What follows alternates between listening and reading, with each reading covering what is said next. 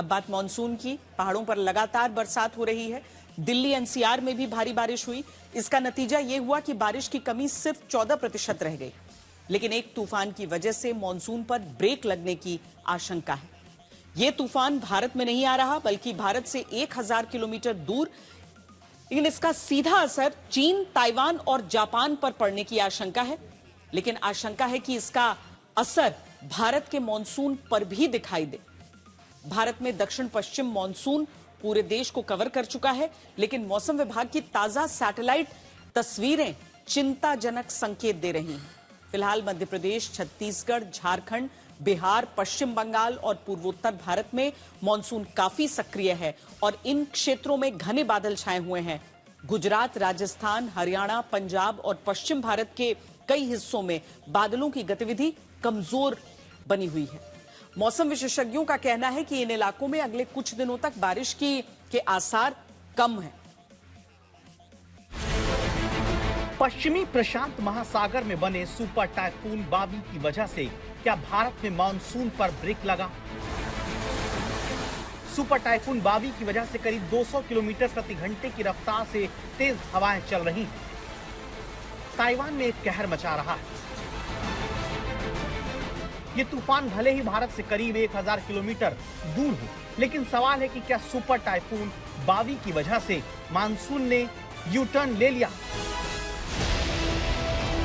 गुरुवार को मानसून ने पूरे देश को कवर कर लिया, जिसने जून में बारिश में 40% की कमी को एक झटके में घटाकर 14% कर दिया। मानसून में अचानक आई तेजी ने सबको राहत पहुंचाई। दिल्ली एनसीआर समेत उत्तर भारत का मानसून की राह देखते बड़ा इलाका गुरुवार को दिन भर बारिश से भीगता रहा। लेकिन शुक्रवार को लगा कि मानो मानसून ने यू टर्न ले लिया, जिसके बाद सवाल उठा, क्या ताइवान में कहर मचा रहा तूफान बादलों का मन बदलने के लिए जिम्मेदार है? मौसम विभाग की तरफ से जारी सैटेलाइट तस्वीर ने परेशानी बढ़ाई।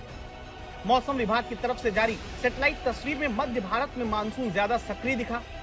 आप देख सकते हैं कि मध्य प्रदेश, छत्तीसगढ़, झारखंड, बिहार, पश्चिम बंगाल और पूर्वोत्तर तक बादल हैं। वहीं दूसरी ओर गुजरात, राजस्थान, हरियाणा, पंजाब और पश्चिमी हिस्सों में बादल कम है।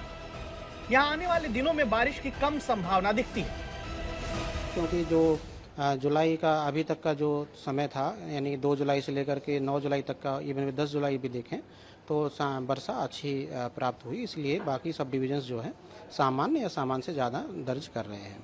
और अगर हम आने वाले 2 दिनों की बात करें तो अभी हमारी जो मानसून ट्रफ होती है सीजन की, वो या तो सामान्य रहेगी या सामान्य से उत्तर की तरफ वो देखी जाएगी।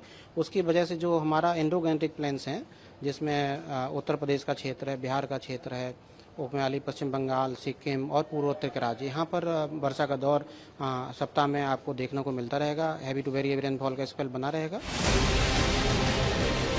देश के मानसून के लिए बुरी खबर की वजह फिलीपींस के पास प्रशांत महासागर में आया सुपर टाइफून बावी बताया जाता है। ये ताइवान और चीन की ओर बढ़ रहा है। इसका असर 3 से 4000 किलोमीटर दूर बंगाल की खाड़ी तक पड़ रहा है। विशेषज्ञों का दावा है कि जब तक ये तूफान चीन नहीं पहुंचता, तब तक बंगाल की खाड़ी में नया कम दबाव का क्षेत्र बनने की उम्मीद नहीं। ऐसे में 2 दिन बाद देश के कई हिस्सों में बारिश कम हो सकती है। अच्छी बारिश के लिए अगले करीब 1 हफ्ते तक इंतजार करना पड़ सकता है। सुपर टाइफून बावी शनिवार को चीन के फुजियान प्रांत में लैंडफॉल कर सकता है। इससे पहले ये उत्तरी ताइवान के बेहद करीब से गुजरेगा। ताइवान के मौसम विभाग ने चेतावनी दी है कि ये 1987 के बाद सबसे बड़े आकार का टाइफून हो सकता है। राजधानी ताइपे के आसपास के पर्वतीय क्षेत्रों में 1 मीटर तक बारिश की आशंका है। आपदा से निपटने के लिए 29,000 सैनिकों को अलर्ट पर रखा गया। समुद्री शहरों में मछुआरों ने अपनी नौकाएं सुरक्षित बंदरगाहों में पहुंचा दी, जबकि लोग घरों की सुरक्षा के लिए रेत की बोरियां जमा कर रहे हैं और किसान समय से पहले फसल काटने में जुट गए हैं। तो सुपर टाइफून बावी का भले ही भारत पर सीधा प्रभाव न पड़े, लेकिन इसका असर मानसून की रफ्तार धीमा कर सकता है। अगर बंगाल की खाड़ी में नया मौसम तंत्र बनने में देरी हुई तो उत्तर, पश्चिम और मध्य भारत के कई हिस्सों में कुछ दिनों के लिए बारिश कमजोर रह सकती है। हालांकि इसके बाद नया सिस्टम बनने पर मानसून के फिर से सक्रिय होने की उम्मीद जताई जा रही है।